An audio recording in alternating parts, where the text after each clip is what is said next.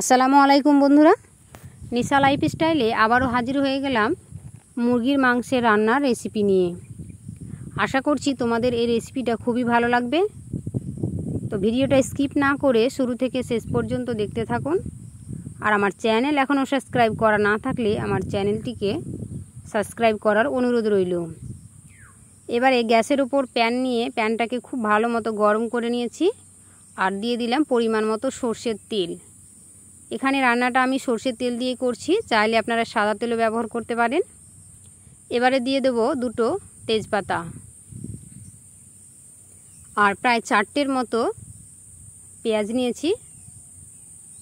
প্রায় 4টে পেঁয়াজ, আমার বড় সাইজের পেঁয়াজ ছিল, চাইলে আপনারা পেঁয়াজটার পরিমাণটা একটু কমিয়ে বাড়িয়ে নিতে পারেন।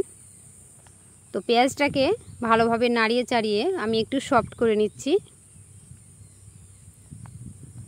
তো দেখতেই পাচ্ছেন বন্ধুরা, পেঁয়াজটা প্রায় আমার সফট হয়ে এসেছে। এবারে পেঁয়াজটাকে হালকা লালচে করে ভেজে নেব। পেঁয়াজটা এখানে অত লালচে করে ভাজার প্রয়োজন নেই, হালকা লালচে হলেই হবে। তো এইভাবে নাড়াচাড়া করে দেখতেই পাচ্ছেন পেঁয়াজের কালারটা হালকা লালচে হয়ে এসেছে। এই পর্যায়ে আমি অ্যাড করে দেব কিছু পেস্ট। তো আমি এখানে পেস্টটা করেছি 6 থেকে 7টার মতো কাঁচা লঙ্কা, 1 টুকরো আদা, কয়েকটা রসুনের কুঁয়ো ও কিছু গরম মশলা। এবারে দিয়ে দিলাম একটা বড় সাইজের টমেটোটাকে পেস্ট করে নিয়েছি। এইভাবে নাড়াচাড়া করে আমি আবারও কিছু গুঁড়ো মশলা অ্যাড করে দেব।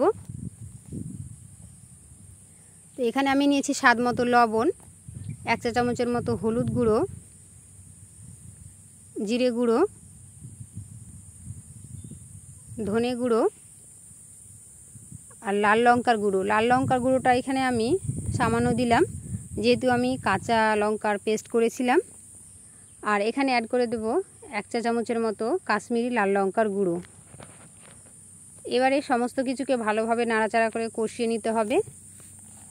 আর বন্ধুরা, আমি এখানে গরম মশলাটা পেস্ট করে দিয়েছি, চাইলে আপনারা গোটা গরম মশলাও ব্যবহার করতে পারেন, কারণ আমার মনে হয় গরম মশলাটা পেস্ট করে দিলে ভালো হয়।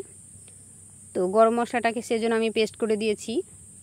তো এইবারে মশলাটা যাতে তল থেকে লেগে না যায় সেজন্য আমি একটু সামান্য পরিমাণে জল অ্যাড করে দিলাম। জলটা এখানে বেশি দেওয়ার প্রয়োজন নেই, সামান্য পরিমাণে জল দিলেই হবে। এবারে জলটাকে দিয়ে মশলাটাকে ভালোভাবে নাড়িয়ে চাড়িয়ে কষিয়ে নিচ্ছি প্রায় 10 মিনিটের মতো। আর মিডিয়াম আঁচে রেখেই আমি এটাকে ভালোভাবে কষিয়ে নিচ্ছি। দেখতে পাচ্ছেন গ্রেভিটা থেকে যখন তেল ছাড়তে শুরু করেছে তখন এর মধ্যে আমি অ্যাড করে দিব কেটে ধুয়ে রাখা মাংসগুলো। বন্ধুরা, আমি এখানে প্রায় 800 গ্রামের মতো মাংস নিয়েছি। আর যেহেতু এটা দেশি মুরগির মাংস, এর হাড়টা একটু শক্তই হয় আর বেশি হাড় হয় এর মধ্যে। তো আমি এটাকে ভালোভাবে নাড়িয়ে চাড়িয়ে কষিয়ে নিচ্ছি। আর আমি পুরো মাংসটা এখানে নিয়ে নিয়েছি, আমি কিছু ফেলে দেইনি। প্রায় 800 গ্রামের মতো মাংস আছে, এটাকে আমি ভালোভাবে নাড়িয়ে চাড়িয়ে কষিয়ে নিচ্ছি। তো বন্ধুরা, এইভাবে প্রায় আরও 10 মিনিটের মতো এটাকে কষিয়ে নিতে হবে। আর কষানো যত ভালো হবে এর স্বাদটাও কিন্তু ততটাই ভালো হবে। তো বন্ধুরা, এইভাবে নাড়াচাড়া করে প্রায় 10 মিনিটের মতো মাংসটাকে কষিয়ে নিতে হবে। আর দেখতেই পাচ্ছেন কষাতে কষাতে মাংসের কালারটাও খুব সুন্দর একটা কালার চলে এসেছে আর দেখতেও কিন্তু খুব লোভনীয় লাগছে। এইভাবে সময় নিয়েই মাংস কষিয়ে নিতে হবে। তো প্রায় কষানো আমার মোটামুটি হয়ে গেছে। এবারে আমি অ্যাড করে দিব জল। তো এইভাবে নাড়াচাড়া করে আমি জলটাকে অ্যাড করে দিচ্ছি। আর জলটা এখানে কুসুম গরম জল দিতে হবে। তো কুসুম গরম জল দেওয়ার পরে আমি এটাকে একটু ভালোভাবে নাড়িয়ে চাড়িয়ে একটা ঢাকনার সাহায্যে ঢেকে দেব। তো দেখতেই পাচ্ছেন বন্ধুরা, জলটা দেওয়ার পরে খুব সুন্দর একটা কালারও চলে এসেছে, দেখতে কিন্তু খুবই ভালো লাগছে। তো আমি ঢাকনা দিয়ে ঢেকে দিলাম। আমার মনে হলো মাংসের মধ্যে জলটা একটু কম হয়েছে, সেজন্য আমি আরও একটু জল অ্যাড করে দিলাম। জলটা অ্যাড করে আবারও ঢাকনা দিয়ে প্রায় 10 মিনিটের মতো হাই ফ্লেমে রান্না করে নেব। বন্ধুরা, আমি কিন্তু এক্সট্রা কোনো মশলার ব্যবহার করিনি।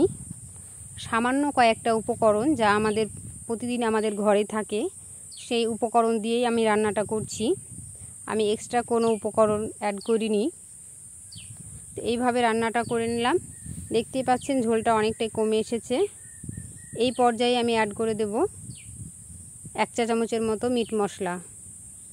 আর এখানে মিট মশলাটা অবশ্যই দেবেন, এতে করে খেতে খুব ভালো লাগবে, এর ফ্লেভারটাও খুব সুন্দর হয়। তো বন্ধুরা, যেহেতু এটা দেশি মুরগির মাংস, তো একটু ঝোল ঝোল রাখতে হবে, ঝোলটা বেশ খেতে খুব ভালো লাগে।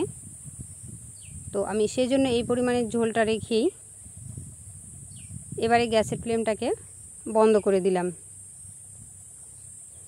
এবারে আমি একটা বাটির মধ্যে নিয়ে এটাকে সার্ভ করে নেব। দেখতেই পাচ্ছেন মাংসটা আমার কত সুন্দর লাগছে, কত লোভনীয় লাগছে। আর হ্যাঁ বন্ধুরা, আমার এই সামান্য উপকরণ দিয়েই রান্না করা রেসিপিটা কেমন হয়েছে অবশ্যই কমেন্টে জানাবেন।